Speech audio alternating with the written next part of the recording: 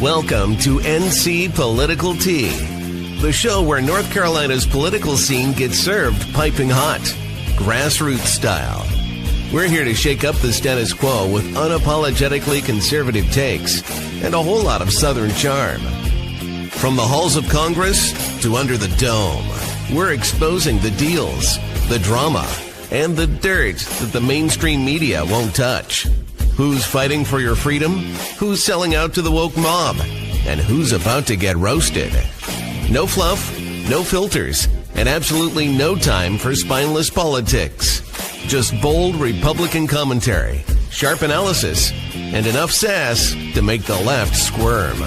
So grab your sweet tea or something stronger, and let's dive into the hottest headlines and juiciest scandals rocking the Tar Heel State.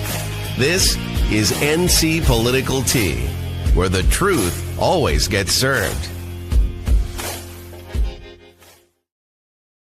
Okay, guys. So as you know, I was gone last week, but I was gone to D.C. I went to D.C. and I went to the Middle East Forum Policy Conference. And last week they were talking about extensively about the U.S. and Middle East policy directed to Iran, which is crucial right now, but also the new U.S. Strategy on fighting counterterrorism inside the interior of the United States as well as globally, because it is a geopolitical and a global endeavor with terrorism. And we were lucky enough to hear from Dr. Sebastian Gorka, which is the deputy assistant to President Trump. He's the senior director for counterterrorism at the National Security Council. And we're going to discuss that as well tonight. But, you know, as we come to you tonight, the situation with Iran is changing. Some of you are not focusing on that. I mean, we've got the midterms coming up, so we are aware of the political implications, which we'll discuss. But a lot of us have, you know, family members. I mean, North Carolina has one of the biggest military population in the country. So we worry about it for that reason. And so that's why I'm very happy that Brother Rashid, who's coming on again, who's a Middle East expert, and as well as Diliman Abdulkar. And I'm going to let both of them do a brief introduction, but we're going to learn a lot tonight from a different perspective than I have. Welcome. Well, thank you so much, Sloan, for having me. So the third time, I think. Third time. Yeah. Third time so thank you so as they say, yes. Yeah. All right. Thank you so much. I'm known by Brother Rashid. My name's Rashid. I'm a Middle East expert on terrorism and also on political. You can say political sciences. What's going on in the Middle East, and also I have been doing a show for 20 years now about the Middle East and Islam and Islamic terrorism. I have a whole book called "The Ideology Behind Islamic Terrorism," which you can find on Amazon. Great book, well sourced. And Diliman, I'm very excited to have you on because we hear all the time about Kurds helping, or, you know, in Syria, Lebanon, and now in Iran. When we've been speaking a lot about some of the miscommunications, et cetera, in the U.S. press. And I thought it was really awesome the other night when Sebastian Gorka gave a shout out to the Kurds and your contribution to helping with counterterrorism measures. Welcome, and tell us about your organization. Thank you. I appreciate you for having me on this platform. It's great to be with you as well, Rashid. My name is Diliman Abdulkar. I'm the founder of American Friends of Kurdistan, a U.S.-based, Washington, D.C.-based independent advocacy and education organization where we work to strengthen U.S.-Kurdish relations. And we look at the situation of the Kurdish people who are strong U.S. allies from a U.S. national security lens. So it's unaffiliated with any foreign governments, political parties, or anything like that, 100% American. And we really want to enhance U.S. national security in the Middle East. And I strongly believe that the Kurds play a huge component in advancing this national security. That in order for us to protect our service members on the ground in the Middle East, in order to protect our borders here in the United States, and so we're able to enjoy the freedoms that we are enjoying as we are today. I'm Kurdish American, and I was born in Iraqi Kurdistan. My family and I, we were forced to flee Iraq during the first Gulf War when Saddam Hussein attacked the Kurds in the north. And we were forced to flee and live in a refugee camp in 7 years. So I lived in a camp in 7 years in Syria under Assad's father, Hafiz Assad. And we were fortunate enough to come to the United States in the late 90s. Okay, so to that, explain a little bit about how Kurdish forces have partnered with American military efforts, particularly in Iraq and Syria, and what makes them such a valuable ally for us in such a volatile region. Great question. I mean, it starts with the values, right? As Americans, we have to rely on folks on the ground that share our values so that we are comfortable enough for them to protect us as we're protecting them.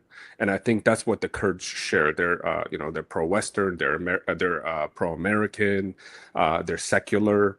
They're very proud of their heritage and their culture, their Kurdish culture. And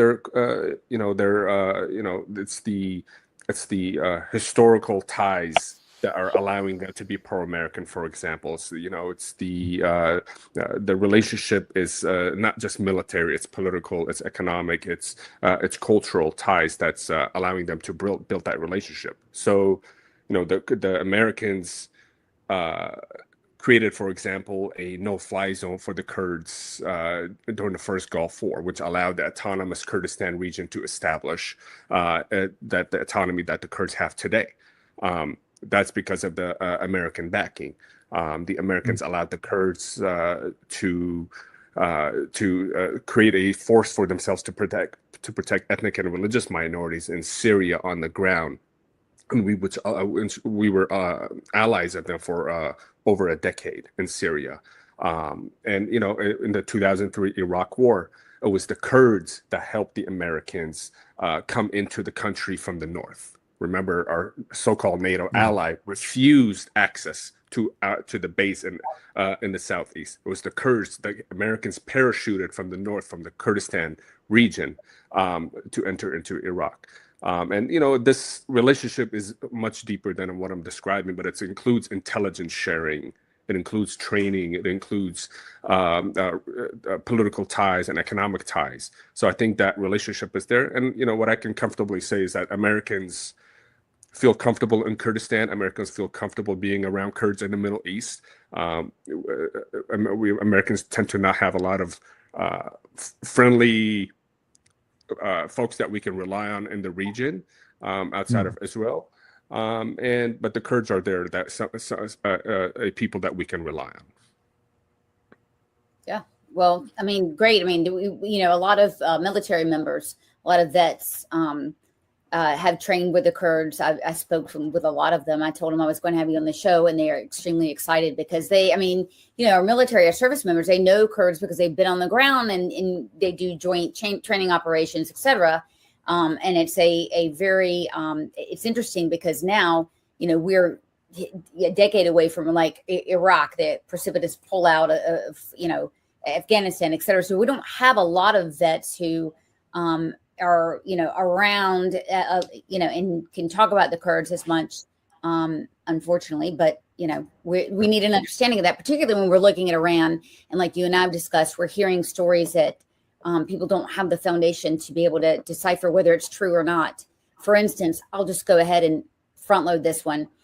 There were uprisings we saw in Iran, and there was a frustration with some rumors going on that the Kurds were armed. People don't know why there wasn't an uprising because the Americans had armed the Kurds. They prepared for it. That's simply not true. Yeah, I mean, look, it's just lack of information and lack of information directly from the ground.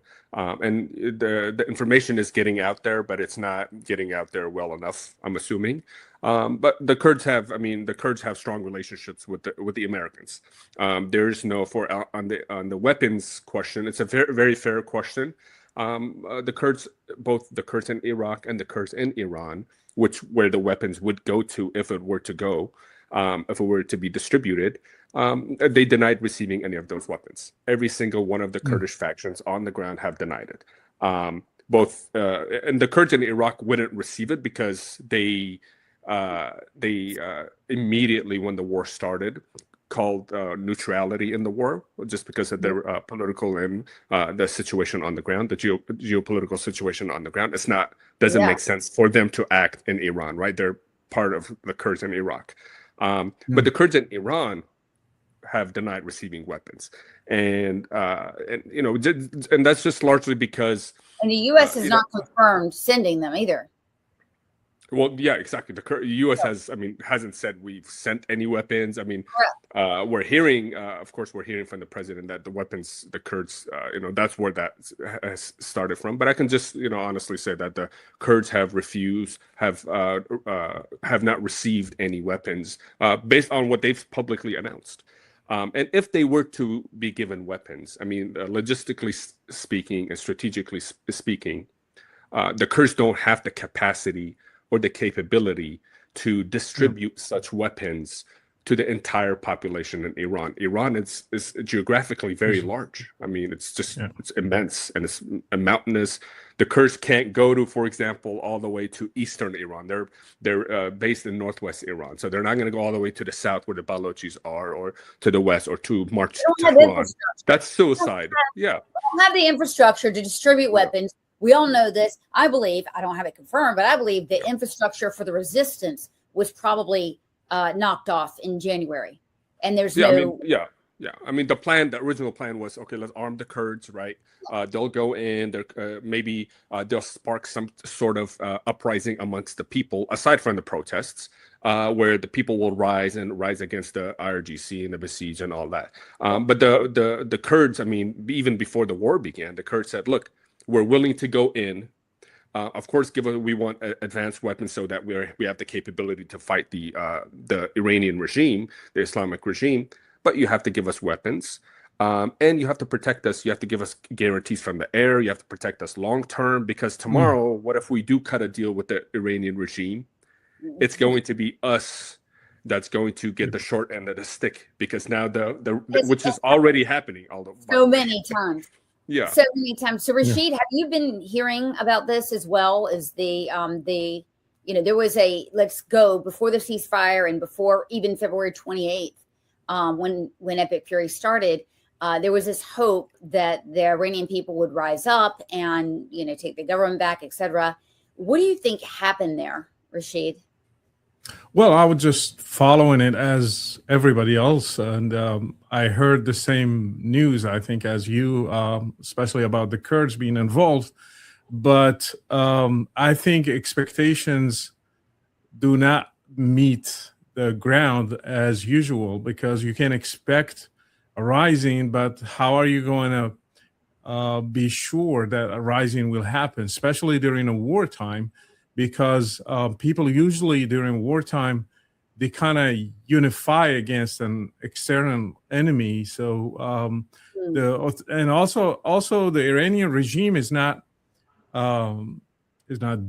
So they took measures before. For example, the internet. I just heard today they released it back. They restored it. So they cut the internet, so people have no logistics, even if they want to. They don't have the means to strategize and to communicate with each other. And the police were everywhere, even in civil clothes.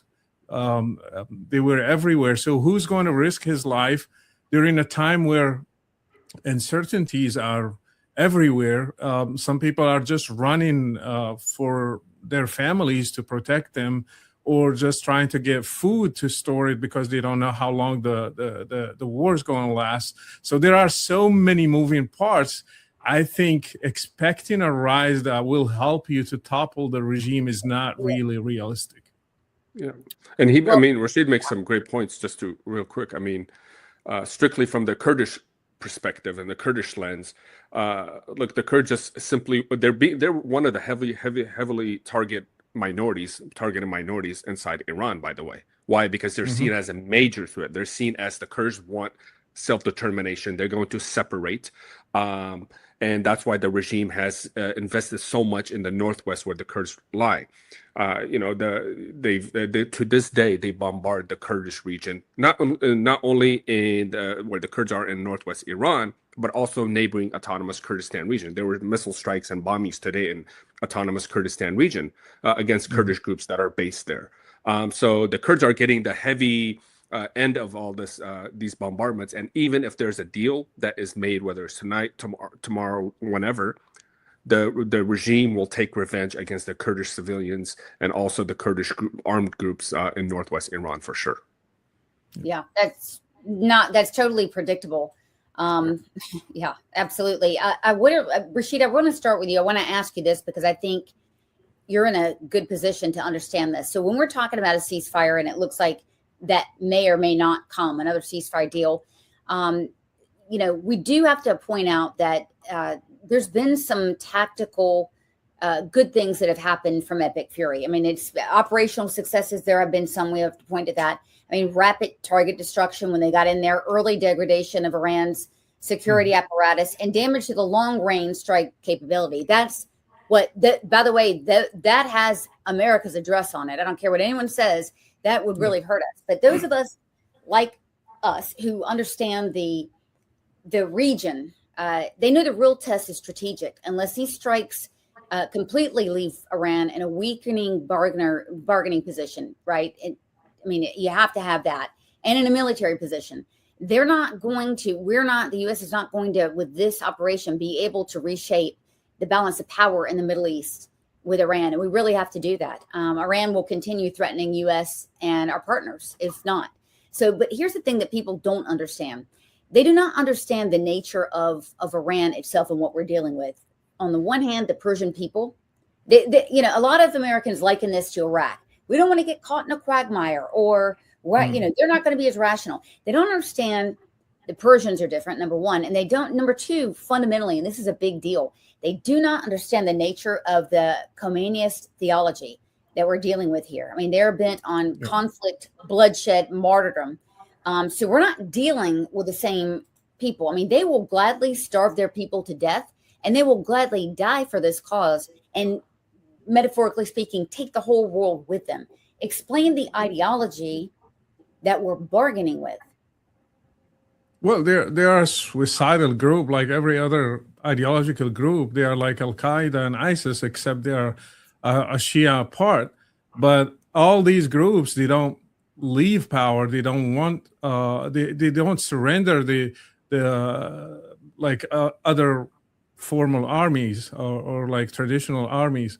So they fight, and because they have an idea, either they believe it or they just spread it to their people, but they have this idea that they are dying for a greater cause, and they will fight until they die. They go to the 72 versions or whatever they believe in, but they have also irrational thinking that they will have victory no matter what, and they are the victorious one. But we know also on the other side, we know they have some pragmatic guys, and they can make some calculations, like what they did with Saddam Hussein after 8 years of war. At the end of the day, they surrendered and they accepted a deal with Saddam, and that stopped the bloodshed that was going on for years. I think because it's a chess game. America is playing certain pieces and Iran is playing other pieces. Some of them are related to our politics inside the U.S. because the president is pressured. He knows the midterms are coming. He doesn't have much time, and the Iranians, they know that, so they just want to gain some time in bargaining the deal. Economic leverage does not work in Iran like it works everywhere else. That's the issue.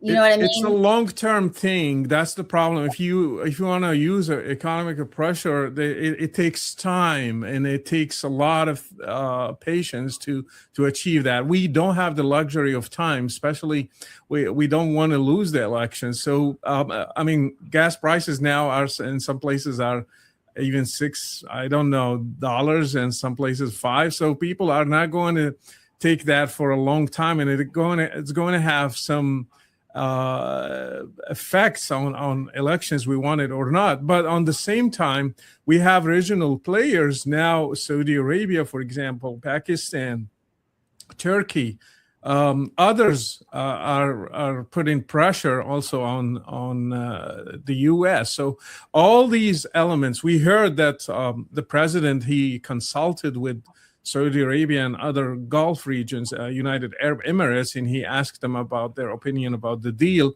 So there are so many players, we can't. And Iran, they know that. There is Qatar also. They are playing a dirty game there. Yep. And so all of these elements, and Israel is targeting Hezbollah. Iran, they want Hezbollah to be part of the deal. They don't want to exclude their arm in Lebanon.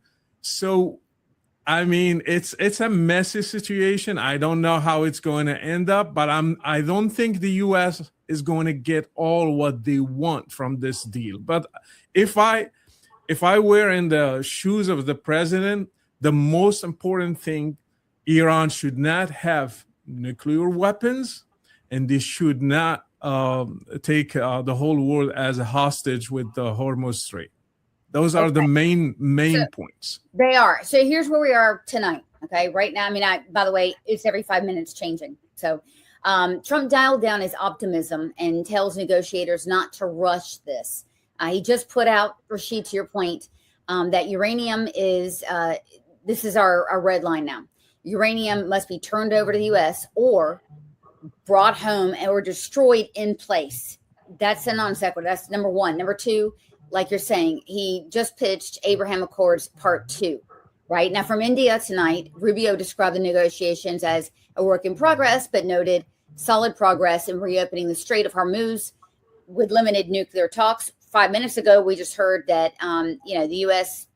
Took retaliatory steps because they caught the IRGC laying mines in the Hormuz Strait during a ceasefire, by the way. I'm not surprised. Are you? No, I'm not. But in other words, why is that compliant with the ceasefire? But anyway, we'll talk about that. And then lastly, Israel right now is bearing down on Hezbollah targets in Lebanon in an operation called Arrows of Fire against Lebanon, parts of Lebanon. So here's the thing. To me, this is interesting. President Trump is demanding basically that Saudi Arabia, Qatar, Pakistan, Egypt, Jordan join the Abraham Accords. I mean, this would necessarily include ISIS-K and the Muslim Brotherhood to normalize relations with Israel and the West. It's not going to happen. Okay. Yeah. It's not going to happen. I would be and Turkey as well. Yeah, I would love to hear Dilman's view, but from my point of view, I don't think Turkey is going to do that. I don't think Saudi Arabia will do that. I think if they do it, then they will see Israel as a winner. They don't want to see Israel coming out as a winner of this war. Well, this is a trial balloon by Trump, right? We see this so many times. He's consulted them, like you said, and said, what should we do, et cetera. And now he's reversing it and publicly saying, well, I've made up my mind and you guys are going to have to follow suit. Dilman, what do you think? Yeah, I mean, look, Rashid is being honest and realistic about the situation. I think you have to deal with these countries one-on-one rather than as a whole. And I think they would all view Israel as a winner, which they don't want to view if they do give into this mandatory from the president. But I think what the president is doing, look, he's holding them accountable as well. He's allowing them to have skin in the game, if you will. For the majority of the war, these Arab countries, it's been the U.S. and Israel has done the hard work in the air. The Gulf really hasn't. And we hear from times where, there's reports, whether it's true or not, we hear whether, the Gulf states are encouraging the president to continue the airstrikes. Then we hear, oh, no, the MBS is telling the president to hold back. And then what was interesting about that to me was that the Turkey component, where for the longest time, Turkey has gotten away with a lot under many administrations. And recently, that Turkey has been very vocal and anti-Israel because of its ties to jihad, because of its ties to the Muslim Brotherhood, because of its ties to radical Islamists in the region. the president included Turkey in that, saying that, and it's kind of restraining Turkey to holding them accountable as well, saying, hey, we know you're anti-Israel. You're supposed to be a NATO member. You're already supposed to have normalized relations with Israel, but you're acting as if this whole Israeli state of Israel is new to you. So this is how Turkey is behaving, and I think Turkey will try to take advantage and try to get the F-35s, and this is what Turkey does. But I think the president it was very unique that they added the Turkey component. I was surprised by that point. Yeah, I mean his I don't think his criticism towards Turkey has been nearly strong enough, to be honest with you. And I'll tell you, a lot of people are saying that this deal with an Islamic regime will incentivize terror. I mean, they exterminated 40,000 of their own people. They attacked U.S. allies. They just laid these, bombs in the Strait. They've attacked our bases, and they've disrupted the world's most vital shipping lanes, or at least one of them. And they get rewarded with money to live to fight another day. I mean, this is the way these Islamic leadership people are. They want to live to fight another day. They don't give a damn if everyone in their country dies. I want to be very clear with everyone. The welfare of their people, starving their people, it matters zero to them. They want their 12ers, right? They want to live to fight another day. They are liars. They lie. They deceive the U.S. They deceive the whole world, actually. Remember, all this time, they said they were not enriching uranium to higher levels. And we found out they were lying to the whole world. They are going to lie. They will do whatever they can so they can save themselves and get a deal and keep doing what they are doing. That's why they want to include Hezbollah, because they don't want to lose their arm there. They are not saying, that's it, we are done, we are going to stop funding Hezbollah, we're going to stop funding the Houthis. They didn't reach that conclusion yet. So the administration is hoping to have a deal, but I think they should monitor Iran even after any kind of deal, because if you trust those guys, you are done. One day they will get you. And we heard they were planning to kill the president. They were planning to kill his daughter as well. Right? I don't think Trump's going to be fooled. I think he knows. But he is constrained. I mean, we have to win the midterms. You will not win unless gas prices are $2.99 and less. I'm telling you. Yeah. And then the Iranians know that, right? I mean, I think she said that in the beginning. Israel in September has another election. They have an election every 5 minutes. But so you've got Israel with elections, and you've got the U.S. With elections. And in the Middle East, they know. I mean, we have very short time horizons in America, and Americans want something for nothing, right? They don't want any sacrifice, but they want operational gains and political gains in the region. In the Middle East, that is not how it works. That is not how it works. And they take their time over there. So especially the Iranian regime, they know you said earlier, they just want to survive to the next day. And they want to as long the longer they prolong this war, the better for them. That's how they see it, because they see it as, okay, we've already been through the storm. And whether there's a deal or not, if there's a deal, the administration may see it as a positive, but the Iranian regime will be seen as, oh, those are the guys that survived the strongest military power in the world. So I think there's that component of it that we have to pay attention to. Yeah, and they will spend anything.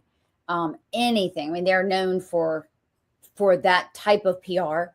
And being successful at doing it. So even a loss is a win. But I mean, through this operation, the one thing that showed to the world, actually, I don't care who denies it or who says otherwise or minimizes this, the world saw that when Israel and the U.S. fight together, it is unbeatable. And they know that. So I think political adversaries here are trying to do these psyops where they are trying to work within the Republican Party now to split the support that the U.S. and Republicans have for Israel, because they know when these two are together, and we proved it. We had our first successful joint operation, and it was the best military defeat in human history. I mean, it was quick. It was very successful.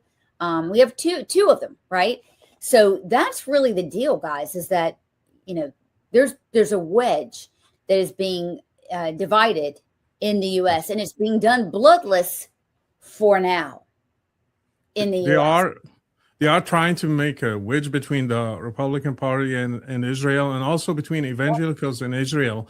If you see, for example, the money that is getting poured into some influencers in the U.S. to make them influence the evangelicals and tell them that the Jews are spitting on Christians, the Jews are persecuting Christians, the Jews are destroying the status of Jesus in Lebanon, the Jews are doing this and that just to create, because they know the evangelicals are the backbone of the Republican Party, and they are the ones who are supporting Israel. Look, for example, Mike Huckabee in Israel. He's one of the most vocal supporters of Israel, and also those in the evangelical circles. They are very close to the president, and he listens to them. So Tucker Carlson and others, they are trying to make Christians hate Jews and separate from them, or specifically hate Israel. Yes, correct. And, Jews being harmed in America is collateral damage for them. We've seen that. And we've seen some success. I mean, I'm on the ground, and I'm Jewish, so I talk about this frequently, is, that it has harmed me directly. I mean, there's someone sitting in jail right now that they have put in jail for threatening to kill me. So, these things have real consequences. But the main target, you're right, is this axis of power, if you will. I'm just making up that nomenclature that is incredibly successful at taking out Islamic hegemony in the region, right? Mm-hmm. And, it's been very successful. So let's pivot now, dealing with the same thing, to the counterterrorism strategy, which, again, I want to be very clear for everyone. You cannot fight jihadi terrorism only in the borders of the United States. It is a global issue. So, Gorka gave this great speech. Rashid, you weren't there for it. Diliman, you and I were there. He got up and he spoke about the U.S. successes since the administration has gotten rolling. And I thought these were some great numbers. 106 Americans have been released as hostages throughout the world without paying ransom. That's number one. Yeah, I mean, I think that's a huge, huge accomplishment. Biden didn't really give a damn, where we had religious prisoners all around the world. He gave the stat, 1,009 jihadis have been blown away, liquidated, just ended, eviscerated. I love that when that happens, excluding operations Midnight Hammer and Epic Fury. So that's a lot. And this is pretty remarkable. The arrest of this ISIS-K operative named Jafar, who planned and executed the August 2021 attack, the suicide bombing at Abbey Gate in Kabul. And Trump did that just 43 days after taking office. So these are some good highlights when you look at this strategy. Interestingly, the strategy was put in three buckets: cartels, global jihadists, and Antifa, the radical left activists who actually are coalescing with jihadists in this country. We see it all the time on campuses. So Gorka said this. I thought this is interesting because the three of us, our perspective, we're looking at this through a jihadist lens almost all the time in our work. He said taking the war to the cartels, he thought, was not as important as getting the jihadis. Now he sees it on par as equal, because he said this. He ran some facts and figures. In just 1 year under Biden and the open border policy, 110,000 Americans were killed by drug overdoses and through associated activity, like, killed through violence, etc. And then he said that, that's 110,000. And then of all the U.S. servicemen and women that have been killed since 1945, that was 103,000. Is that not remarkable? In 1 year, that's the amount of Americans killed. So yeah, he's kind of changed that. The mantra of this whole thing, you guys, and I do love this, is if you're a jihadist, you kill American, you harm Americans, we will find you, we will kill you. I love it. I love that. So we're back in the business of handling counterterrorism, which is great. So here at home, the plan focused on treating the Muslim Brotherhood as an FTO. I believe especially the Turkish component, the Turkey component of it, Dillerman. So we'll talk about that. And they're going to use everything on board: intelligence, military, economic, law enforcement, scientific capability. And Gorka really spoke about Treasury going after some of these groups. So Dillerman, how is this important for the U.S.? Because you know how the Muslim Brotherhood operates when they have a lot of room to do a lot of damage. Absolutely. I mean, I think the important part is that, look, the what happens in the Middle East doesn't stay in the Middle East. That's we can't just ignore it. We can't isolate it. We can't just pretend, everything, whatever happens there, it doesn't impact us here at home. But also, I think what's important in that counterterrorism strategy is that it focuses on the immediate threat at home, but also on our borders. That's two critical components. It doesn't just focus on the threat afar. Now, with the Muslim Brotherhood component, of course, I mean, they're focusing on closing down certain chapters and sanctioning with the Treasury Department, sanctioning certain chapters across the region. Those are important.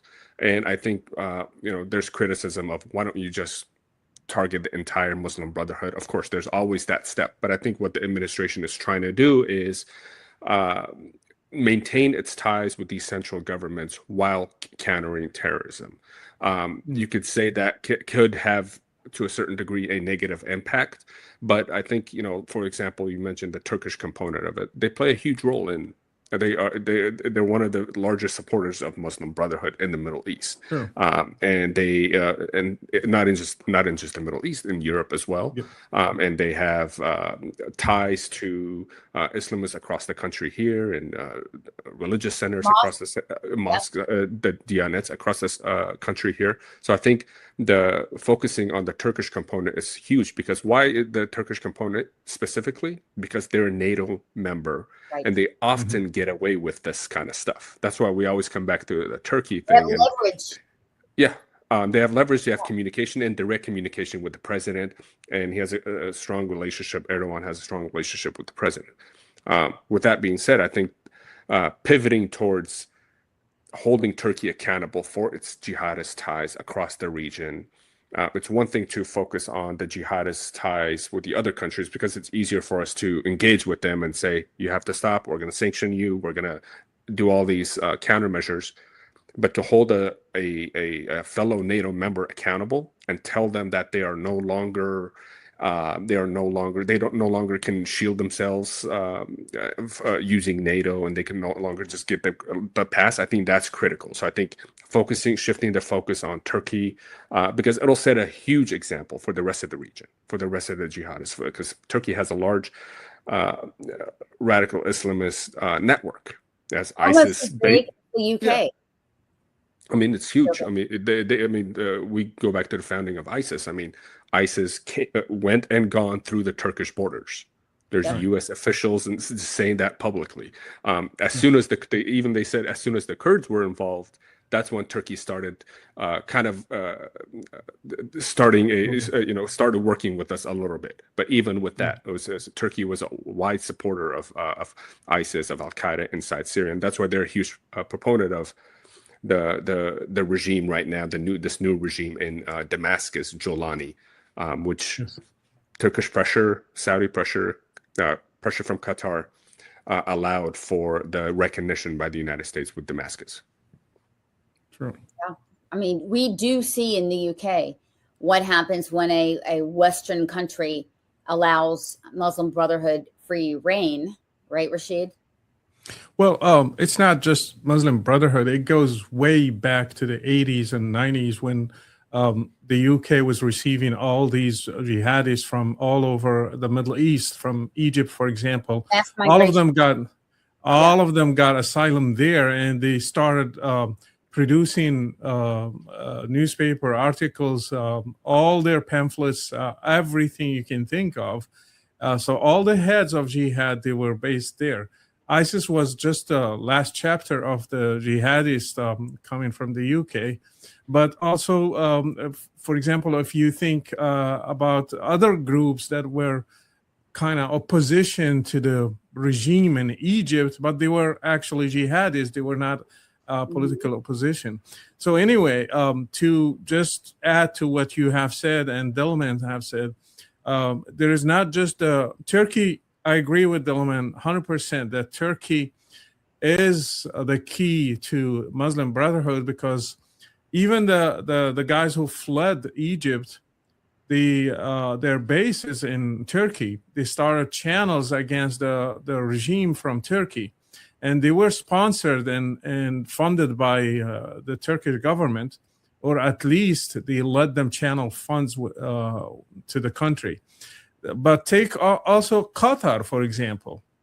It's the only non-NATO major ally we have in the region. And Qatar has funded and still funding the Muslim Brotherhood, and they have their leadership there. And also they fund them here in the U.S. and universities and groups and all these protests that happened. I'm sure, 100% sure, that Qatar is involved in a way or another in campuses. Students, journalists, they are buying influencers. So I think the U.S. is in a big problem if they don't deal with Qatar, if they don't deal with the involvement of Qatar. Al Jazeera, for example, people ignore this. The damage that Al Jazeera did against the U.S. and Israel is bigger than the Muslim Brotherhood. Al Jazeera was the mouthpiece of the Muslim Brotherhood. All the channel leaders, the editors-in-chief, all of them, they belong to the Muslim Brotherhood. The main programs, for example, Al-Qaradawi, one of the big sheikhs that you can call him the spiritual father, the new spiritual father of the Muslim Brotherhood, was based in Qatar. He died and buried in Qatar. So if Qatar is hosting all these guys, and remember Hamas leadership was there. It's Qatar that caused, in a way, indirectly, October 7th, because they were lying to Israel and making them believe that Hamas, they just want to live. So they were channeling money to them and made them believe that nothing will happen. And that's why they got surprised on October 7th, because Qatar deceived them. Rolled them into a false sense of security. And Qatar gave, Hamas this humanitarian aid. And just the same thing is getting ready possibly to happen in Iran, where $12 billion they're kicking around for humanitarian aid. And they did it also during Biden administration. They were the mediator who gave the money to the Iranian regime. Well, look, I mean, when people tell me, I want America first and I don't want to fund Israel, etc., too bad, because America has funded this war through Iran, through the Palestinian Authority, funded this war on Israel. And sorry, but we're going to fund the solution. And by the way, it's pennies on the dollar to what we've already funded. So the United States have funded both sides of this war. We're on the righteous side now, which happens to be a good thing because of the Trump administration. So those are the facts of the matter. The one thing that I loved about this counterterrorism document, while we're talking about the UK, it specifically addresses the danger of this Islamophobia BS term. I welcome this. It says the need for open debate on Islamism. They're not saying Islam, Islamism, within Europe, to have honest conversations about this and to share the threat intelligence, because I'm paraphrasing, Islamophobia bullshit gets people killed. We know it. Some of us have direct experience with that. What are your thoughts about, they're using, clearly in this document, they're using the UK as a proxy, but they really mean the United States as well, to finally be able to talk about this. So the question is, what do I think about Islamophobia being named specifically in the document? Yeah, I want to kick this to both of you. It's the device, right? The device of Islamophobia is being used really as a weapon, right? Because if you cannot talk about the threat of Islam, is what it is, and mass migration, which is what has happened to Europe, etc., then you cannot deal with the problem. So the Go ahead, device, Dylan.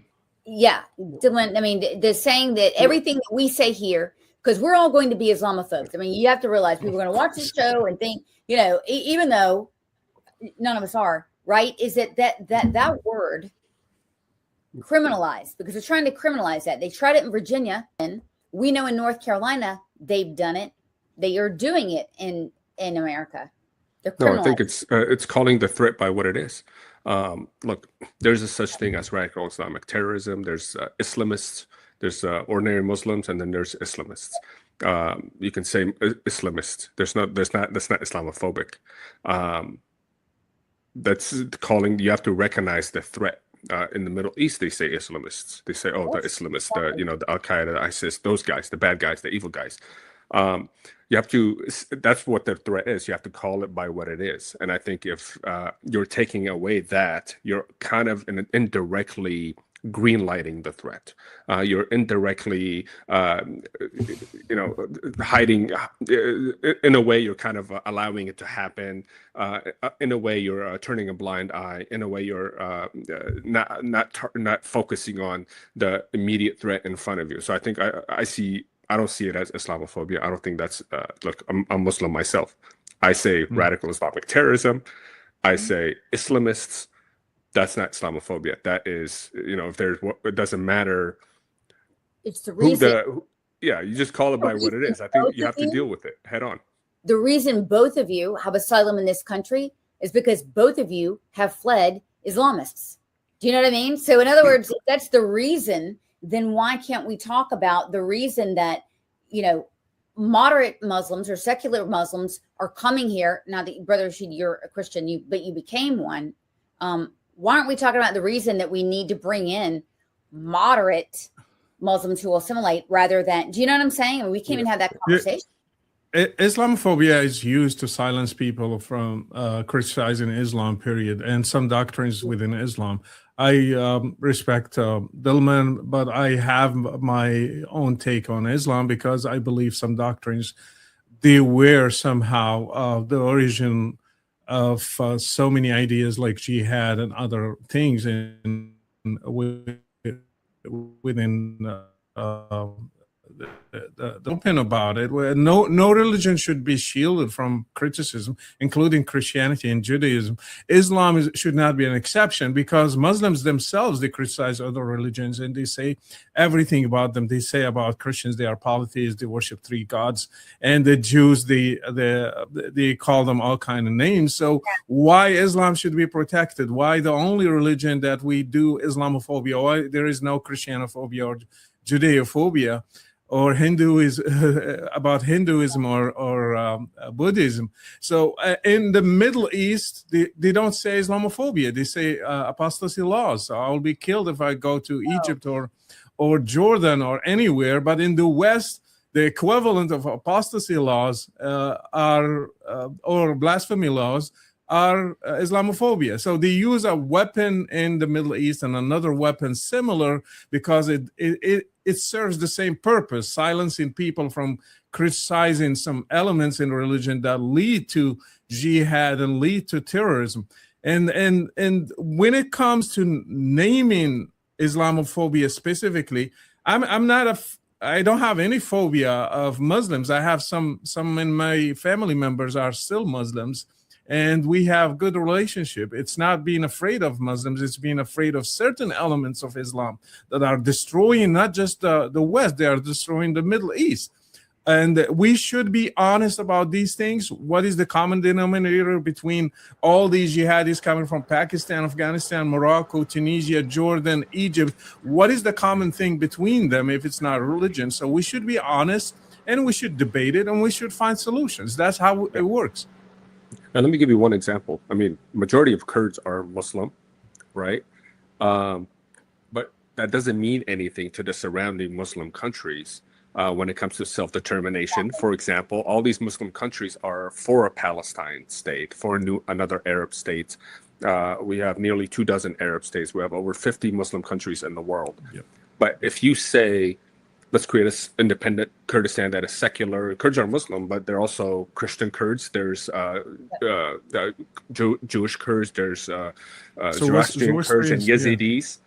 But the Muslim doesn't factor in all of a sudden. We're all of a sudden not Muslim brothers, if you will, because it's all about ethnically cleansing and eliminating the Kurdish people because they're not submitting to their view of Islam. Well, where the Kurds are, hey, the women have freedom. The women are fight. The women don't have to wear hijab. We don't see if there's terrorists, we call you out. If you're a Muslim terrorist, you're a Muslim terrorist. That's just the way it is, and we'll imprison you. And I think that's one very unique thing about the Kurdish people is that they are the first line of defense in their region, in their areas, in their territory, fighting radical Islamic terrorism. And we're not afraid to say we put thousands of ISIS terrorists behind bars in prison and destroyed them and eliminated them alongside with the U.S. We worked with the U.S. to get Baghdadi, for example, ISIS. We didn't tell Turkey, our NATO ally, and they were we found Baghdadi, the founder of ISIS, just across the Turkish border in Syria, for example. That's just one example. There's many others like that. And that's what makes the Kurds a threat, because the Kurds don't identify with their religion first. Most Kurds, they identify as their ethnicity, their Kurdishness. Yeah, they're Kurds. You would have never known I'm Muslim unless I said it, right?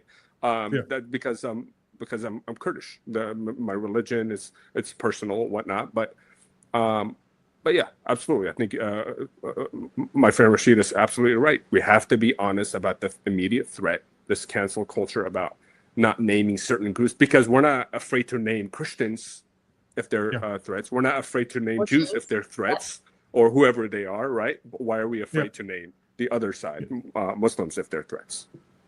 That's true. And I salute the Kurds for this, because when Christians were persecuted in Mosul and they left under ISIS, they went to Kurdistan. A majority of them actually went to Kurdistan, and they were welcomed there, and they were hosted there for years. And I think some of them still there. And also the religious freedom. I know that, for example, Franklin Graham, he goes to Kurdistan and he's well received there, and they allow him to bring aid and everything. So they are very good with evangelicals as well. And I have met some leaders from Kurdistan. I was amazed. Even the guy who's leading the Islamic affairs there, he told me, like, we give freedom to people if they want to. I know it's not perfect. Some people are persecuting those who convert to Christianity, but he say, we want to be a land of freedom. We give freedom to everybody. And I like that. I salute them for that. And that's why they are hated, because they are different. They want to have their good ties with Israel. They want to defend freedom. They want to have good ties with Christians, with America. That's why they are hated. Yeah. And, the nickname for Kurds is, you're Israeli agents, or Second Israel. That's the name of, or Little America, or whatever. I know. Yeah, Mossad agents. That's what they call the Kurds. Why? Because, look at Syria. Look at the ethnic and religious minorities that were facing brutality from the Assad regime, or ISIS, or Al-Qaeda, or even in Iraq. They didn't flee to Baghdad, Damascus, or Ankara, or Tehran. They fled to Kurdistan. They fled to Erbil, the Kurdish regions. That's where they sought refuge. And I think that tells you a lot. And exactly, it's because of that secularism, because of that, churches are thriving, and you have Jewish communities still in Kurdistan exist, those that are that still exist in those small towns. Look, you could be whatever you want, do whatever you want. If you want to wear hijab, you can. If you don't. If you want to fight, you can fight. That's very unique. It's a unique island in the Middle East, similar to Israel. Similar to Israel, what Israel has created. You go to Tel Aviv, it's just a bubble, right? It's much different. So that's exactly what they hate. That freedom is that you're not bending the knee to radical Islamists. Extremism, and that's what it is. There is the advent of Arab nationalism is not there anymore, and in a vacuum, this fidelity to Islamic fundamentalism has taken shape. The UAE seems to be breaking out of that, which is a shining example of what can happen. We know that it can happen. Will that take fire across the Middle East? probably not our lifetimes, but I mean, it's something to aspire to, right? And there was a lot of hope when this Iran thing started. I think false hope and over, you know, over idealizing that Iran could become, you know, free and et cetera. And now we're trying to manage expectations, as you both pointed out. We'll close this out. Trying to manage expectations around the election, right? About, oh, okay, well, we've had some good operational, you know, things happen, but we don't know at this point what's going to happen in terms of being able to put this the threat of Iran to bed, because every country, the relationship between every country in the Middle East is mitigated by Iran. It's the looming over it is Iran. If we can get rid of that, the thinking is right. But the nukes, that is an absolute non-starter. We cannot have another JPCOA. We cannot have a JPCOA light. It's got to be gone. I do have confidence in Trump. He does know that. He understands what this is going to be for his legacy. You know, we broke it, we bought it. That's the policy, right? So we can't have done all this for naught. So I have great confidence, but I will tell you, we're going to see some dark days and some confidence lost. We have to hang in there. Closing it out, what do you guys think about that? About how this is going to end up? Rashid? Well, I think look at where we are right now. This administration accomplished a lot when it comes to counterterrorism. Just a few years ago, Hezbollah was the most powerful terrorist group in the Middle East, and the Houthis were very powerful. Here too. Also, Hamas. Yeah. Hamas, yeah, here too. And Hamas, they were a very powerful group as well. But in Iran, nobody wanted to touch Iran even, like just come close to them. It was Trump who broke that fear when he killed Qasem Soleimani in his first term. And then nobody was even imagining that they can attack the nuclear site the first time when he did it. And after that, who thought like he will be able to kill Khamenei himself? And he killed him with his leaders around him, and he didn't mind taking the risk and going after him. So there's a lot that have been accomplished, but I know there are some calculations for our domestic elections. But what happened? I have been studying all these groups for years. I have never imagined that in a short term, all this will be accomplished. They are crushed. Hezbollah is crushed. I know they still have some power, but they are crushed. Hamas was crushed, and Iran was crushed. Now we have to manage the aftermath.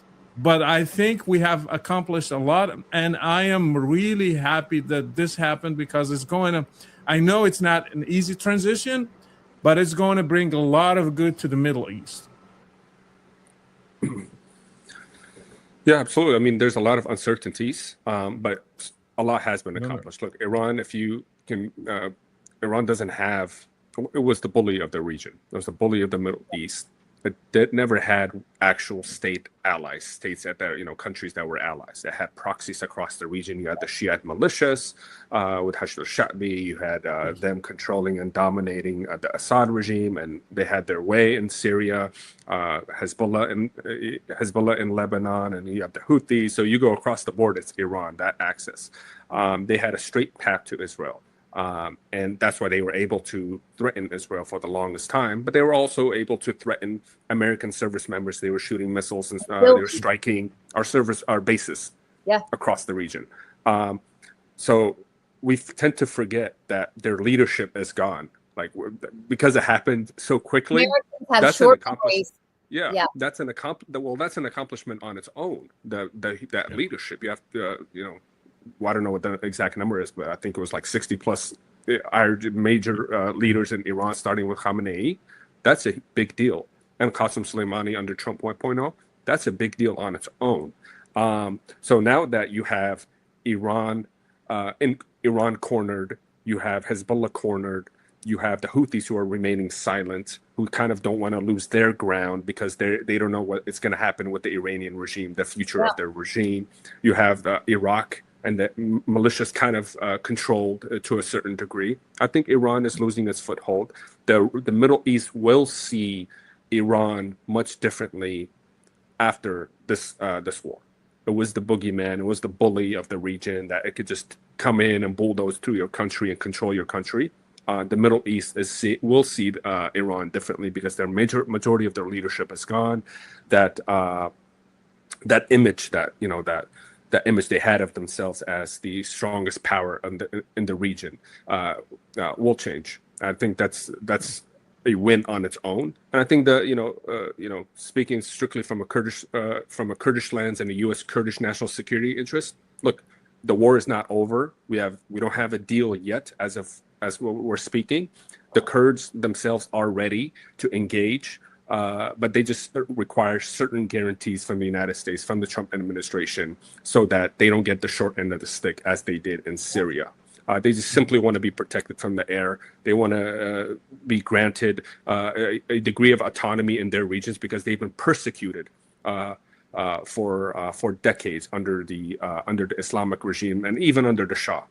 So I think they don't want to repeat a Syria-like situation for themselves. That's why they have hesitated to engage. It's not that they don't want to engage. And I think they, just like any other people inside the country, they've been persecuted against. Their civilians are being hanged from cranes. They're political prisoners.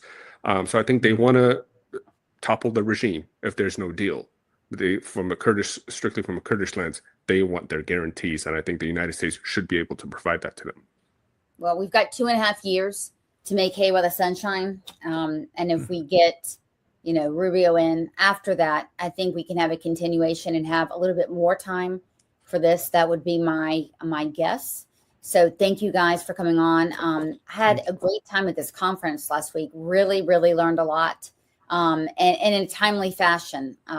These conferences are always, ahead of schedule in terms of what we need to learn and all that. So thank you guys for coming on. I appreciate it. And I'll catch up with you hopefully at the end of this deal where we have something more positive and more concrete to talk about. Well, thank you for having me. Excellent. All right. Thank you. Thank you. Bye-bye. That's a wrap on today's NC Political Tea. We hope you're leaving sharper, spicier, and ready to take on the political craziness in the Tar Heel State. If you loved what you heard, or even if it made you mad, don't forget to subscribe, leave a review, and share this show with your friends, family, and that one coworker who just needs the truth. Follow us on social media to stay in the loop and get your daily dose of conservative